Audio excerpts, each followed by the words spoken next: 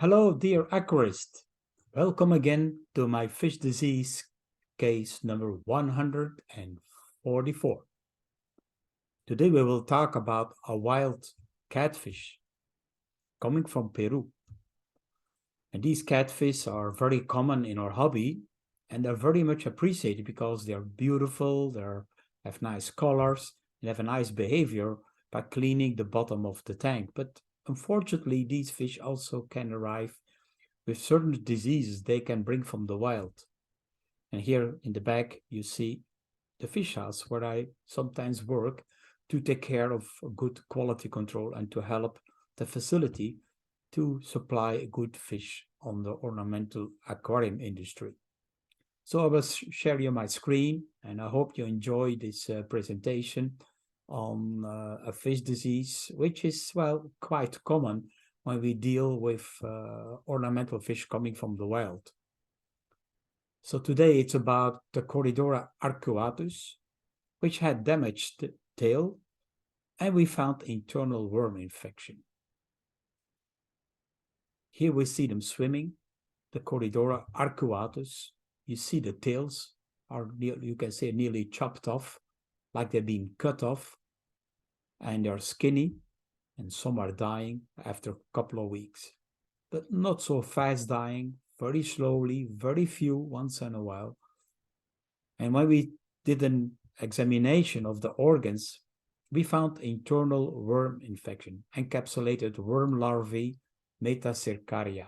You can see them here. They are sitting here encapsulated. Some are dead, some are still alive. And those encapsulated worms are waiting to be eaten by a predator, a bird, a large fish, and then they can come free from their encapsulation and become an adult worm. And then it can close the cycle when the fish, the predator, puts again his eggs from that worm into the nature, so it can recirculate and make the closed cycle of reinfection of worms to the fish, or through snails, through Artemia, or freshwater cyclops, or water fleas, things like that, or snails. Well, watch my books. I explain in my books about the cycle and the transmission of these kind of diseases. Because these kind of things we find commonly in wild fish. Why? Because they're in nature and they're in contact with wild food, not clean food, and the risk of having infections from this kind of parasite. Here we see it in the video. Here we see the bad spleen organs. We see here an encapsulated metacercaria. Here we see one more. We see one small one here.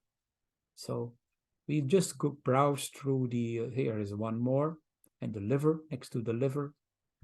Here are some eggs, because a female. So here we show you a few more. Here's a few more. Well, you can see this fish, the organs are damaged or at least taken up by these worm larvae. And so they are parasites. They've just taken away healthy tissue and causing a weakening of the fish. So the most weakened fish, which are damaged by the worms, will eventually die, depending on the level of infection and the care you give. The tails which fall off or damage is kind of a stress reaction and not necessarily a bacterial infection. We couldn't notice any specific bacteria, but sometimes the fish in that kind of situation can just lose its tail. This is a kind of syndrome that appears when this fish can have this kind of infection. In this case, we would recommend just a good care, good water, avoiding the stress, a good food that helps the immune system of the fish, because the fish can defend themselves and repair themselves. And if good taken care of, particularly those with very few worm larvae, metacercaria, they can live for a long time, maybe forever. You can also help with our Dr. Bassleer Biofish food pumpkin seed extract. That helps in a good maintenance of the fish during a worm infection.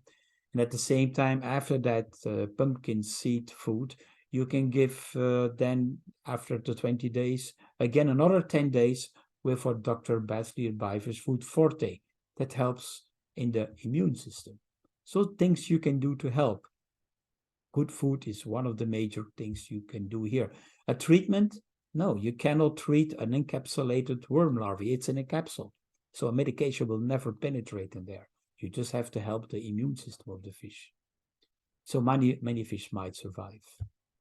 Read my books. I explain a lot about worm infections, also about Corydoras, particularly in my new illustrated guide to fishes. I talk a lot about Corydoras in that book specifically. And you can get more training at my Patreon, and you can find my books at our website, bassleer.com. So I hope this video helped you to understand some strange infections, worm infections from fish coming from the wild. Wild fish, wild diseases, interesting diseases, and some you cannot cure. The supply is already weakened because of the infection with encapsulated beta-cercaria. Just take a good care, and in general, a good care for fish. Good water, good food. Many fish can survive or become stronger to defend themselves against any infection.